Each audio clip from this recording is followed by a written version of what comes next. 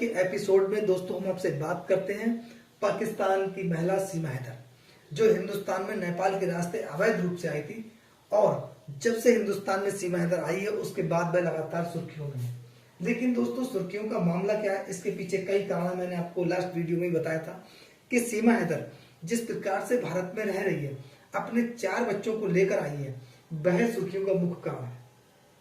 सीमा हैदर ने कैसे भारत में अवैध रूप से एंट्री की, इससे सुरक्षा एजेंसियां भी चकमा खा गई। किस प्रकार से चूक हुई, सुरक्षा एजेंसियों को आखिरकार अपने आप में किस प्रकार से फील हुआ कि एक महिला ने 4 बच्चों के साथ भारत में एंट्री कर ली और सुरक्षा एजेंसियों को जरा भनक भी नहीं लग पाई। ये दोस्तों बड़ा प्रश्न है।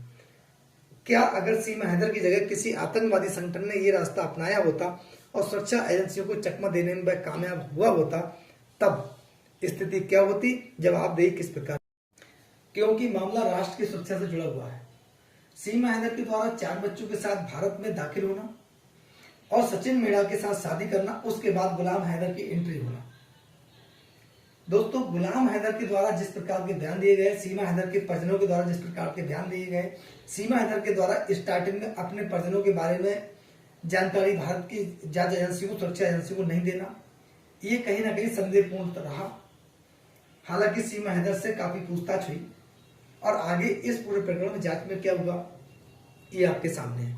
लेकिन दोस्तों सीमा हैदर के द्वारा 4 बच्चों के साथ भारत में एंट्री करना, वह भी उस महिला के द्वारा जो जिसका पति हो और अपने बच्चों की परवरिश के लिए विदेश में रहकर मेहनत मजदूरी कर रहा हो, और सीमा हैदर इस एज में आकर इस प्रकार कदम उठाए और भारत में रहे और भारतीय संस्कृति के अनुरूप, ये बिल्कुल नहीं कि वो समाज में इस प्रकार के कृत्य एक गलत संदेश देने का काम करते हैं। क्योंकि सीमा हैदर इस एज में आकर विवाहित महिला है, उसके द्वारा इस प्रकार कदम उठाए जाना, ये भी एक चर्चा का मुख्य विषय रहा।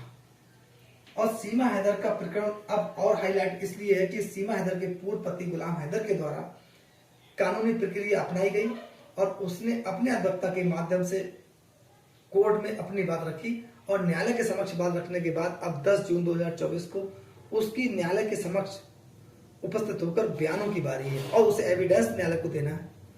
अब ऐसा माना जा रहा है कि सीमा हैदर और सचिन मीणा की मुश्किलें बढ़ेगी, क्योंकि गुलाम हैदर बार बार कह रहा है कि मेरी पत्नी से निकाह के बाद तलाक नहीं हुआ। दूसरी बात ये कि मेरे बच्चों का जो अबोध बच्चे हैं, जिन्हें अच्छे बुरे का ज्ञान नहीं है, उनका किस प्रकार से धर्म परिवर्तन कराया गया, ये सराहनीय नहीं है, ये गलत कदम है और मैं अपने बच्चों की वतन वापसी चाहता हूँ। तीसरी बात ये कि सीमा हैदर को भारत की नागरिकता नहीं मिली है।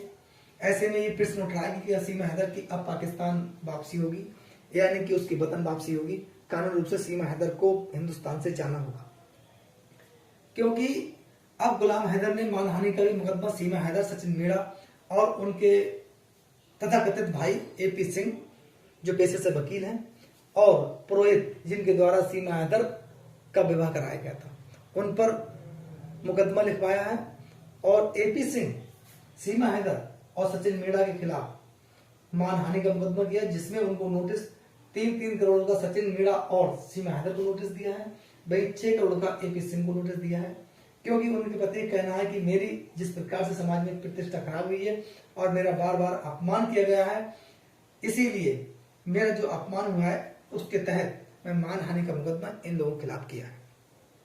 अब इसमें सीमा हैदर को कानूनी रूप से जंग लड़नी होगी और सचिन मीणा सीमा हैदर के खिलाफ ऑलरेडी मुकदमे हैं, दोनों जमानत पर हैं।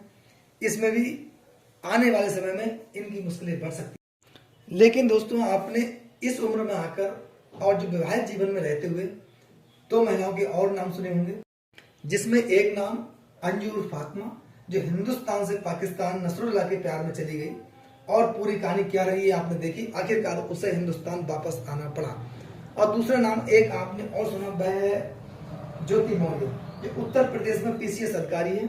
उनके सफाई कर्मी पति आलोक मौर्य ने ज्योति मौर्य पर गंभीर आरोप लगाए थे, अवैध संबंध, अवैध प्रेम प्रसंग का आरोप लगाया था। वह भी एक आईपीएस अधिकारी, यानी कि उनके प्रेमी और पूर्व होमगार्ड कमांडेंट मनीष दुबे के साथ। उन्होंने कहा कि मनीष दुबे के द्वारा मेरा घर बिगाड़ा गया और मेरी पत्नी के साथ मनीष दुबे के अवैध संबंध है, ऐसा उन्होंने मीडिया के सामने कहा, रो रो कर बयान दिए, तमाम इस प्रकार की बातें रही।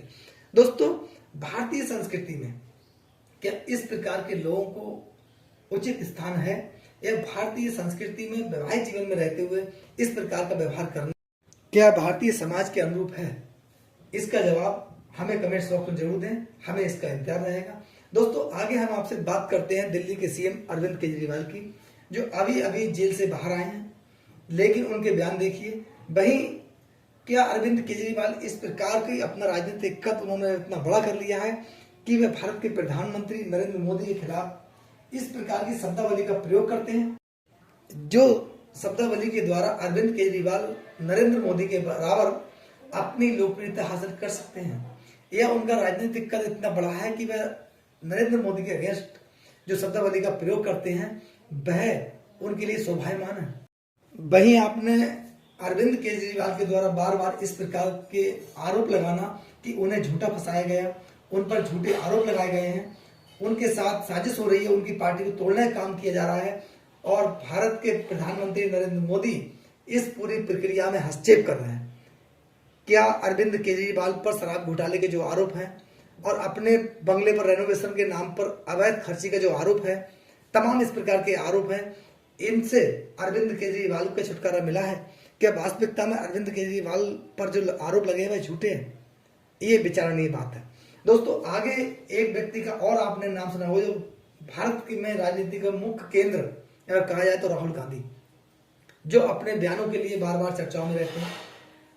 राहुल गांधी के द्वारा अपने से सीनियर नेताओं के खिलाफ, चाहे वो कोई पार्टी के हों, उनके खिलाफ किस प्रकार की बयानबाजी की जाती है, किस प्रकार के शब्द इस्तेमाल किए जाते हैं। भारत के प्रधानमंत्री के खिलाफ किसी व्यक्ति विशेष के खिलाफ नहीं, जिस प्रकार के शब्द बोले जाते हैं, क्या वह शब्द राहुल गांधी की लोकप्रियता को बढ़ाने का काम करते हैं? राहुल गांधी क्या जानबूझकर इस प्रकार की शब्दावली का प्रयोग करते हैं? क्या ये पार्टी को उत्थान की ओर ले जाना चाहते हैं? इस प्रकार की शब्दावली से राहुल गांधी की लोकप्रियता हिंदुस्तान में बढ़ेगी या फिर घटिया राजनीति के परिचायक है ये शब्दावली राहुल गांधी की? इस पर आपकी क्या राय है? अपनी राय हमें कमेंट्स बॉक्स में जरूर दें। आपका बहुत बहुत धन्यवाद। नमस्कार, जय हिंद, जय भारत।